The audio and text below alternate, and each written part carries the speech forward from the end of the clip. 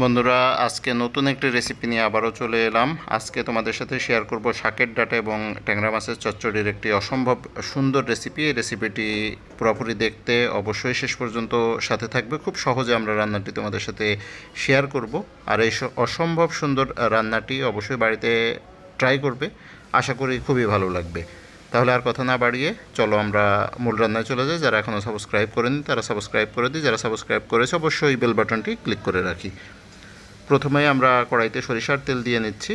আমরা আজকে পুরো রান্নাটি প্রসেস করব সরিষার তেল দিয়ে। এখানে খুব সামান্য পরিমাণ সরিষার তেল আমরা দিয়ে নিলাম। তারপর আগে থেকে কুচি করে কেটে রাখা পেঁয়াজটা আমরা এখানে ব্যবহার করছি। আগেই বলে রাখি, খুব সহজেই রান্নাটি তোমাদের সাথে আমরা শেয়ার করব, যাতে এটা ব্যাচেলর যারা থাকে বা নতুন রান্না শিখছে তারা খুব সহজেই রান্নাটি করতে পারে। যাই হোক, পেঁয়াজটি দিয়ে আমরা ভালো মতো নেড়ে চেড়ে নিব। মোটামুটি 2 থেকে 2.5 মিনিট মতো ভেজে এটা গোল্ডেন ব্রাউন টাইপের করে নিব।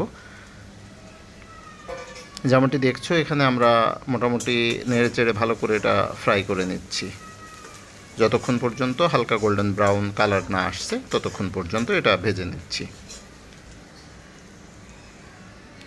মোটামুটি 2.5 মিনিট পরে আমাদের এখানে হালকা গোল্ডেন ব্রাউন কালার এসেছে। এর মধ্যে আমরা আগে থেকে কেটে এবং প্রসেস করে রাখা শাকের ডাঁটা এবং কাঁঠালের বিচি, যেটা আমরা আগে থেকে পরিষ্কার করে কেটে এখানে রেখেছিলাম, সেটা মিক্স করে দিচ্ছি। এটা দিয়ে ভালো করে আমরা নেড়ে চেড়ে নিব, যাতে পেঁয়াজ এবং তেলের যে অংশটা সে অংশটা প্রত্যেকটা ডাঁটার সাথে ভালোভাবে মিক্স হয়, যাতে আমরা বুঝতে পারি যে এখানে যে পরিমাণ তেল এবং পেঁয়াজ আমরা ইউজ করেছি এটা প্রপার হয়েছে। এখন এখানে দিয়ে দিচ্ছি পরিমাণ মতো লবণ, দিয়ে দিচ্ছি পরিমাণ মতো হলুদের গুঁড়া এবং দিয়ে দিচ্ছি পরিমাণ মতো মরিচের গুঁড়া। সব মশলাগুলো দিয়ে দেবার পরে আমরা এটা ভালো করে নেড়ে চেড়ে মিক্স করে নিব। এটা ভালো করে নেড়ে চেড়ে মিক্স করে নেওয়ার মূল উদ্দেশ্য হচ্ছে মশলাগুলো এখানে যে তরকারিটা আছে সেটার সাথে প্রপার হচ্ছে কিনা সেটা বোঝার জন্য। যেমনটি এখানে দেখা যাচ্ছে যে মশলাটা একদম পরিমাণ মতো হয়েছে। এখন নেড়ে চেড়ে আমরা এটার মধ্যে পরিমাণ মতো যে পানি লাগবে সেই পানিটা মিক্স করে দিব। অলরেডি মশলাটা একদম প্রপারলি এখানে মিক্স হয়েছে। এখন পরিমাণ মতো পানি যেটা দেখছো এটা আমরা এখানে মিক্স করে দিচ্ছি। এখানে খুব বেশি পানির প্রয়োজন হবে না, কারণ শাকের ডাঁটা সিদ্ধ হতে খুব বেশি সময় লাগে না। তাই আমরা পরিমাণ মতো পানি এখানে দিয়ে মিক্স করে আবার নেড়ে চেড়ে দিচ্ছি। ভালো মতো নেড়ে চেড়ে আমরা এটা মোটামুটি 3 মিনিটের জন্য ঢেকে দিব।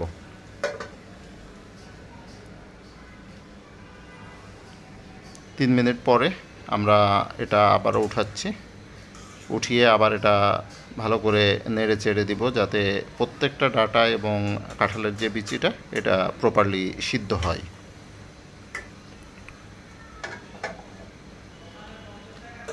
এটা মোটামুটি আবারও 3-4 মিনিটের জন্য সিদ্ধ করে তারপরে এখানে অন্যান্য প্রয়োজনীয় যে আর মশলাটা আছে সেই মশলাটা আমরা ইউজ করছি। যেমনটি দেখছো এখানে ধনিয়া এবং জিরা গুঁড়া আমরা ব্যবহার করছি। ধনিয়া এবং জিরা গুঁড়াটা একদম প্রথমে দেওয়া যাবে না, কারণ ধনিয়া এবং জিরা গুঁড়াটা যদি আমরা একদম প্রথমেই ব্যবহার করতাম তাহলে এই যে তরকারিটা এটা কিন্তু কড়াইয়ের সাথে লেগে যেত।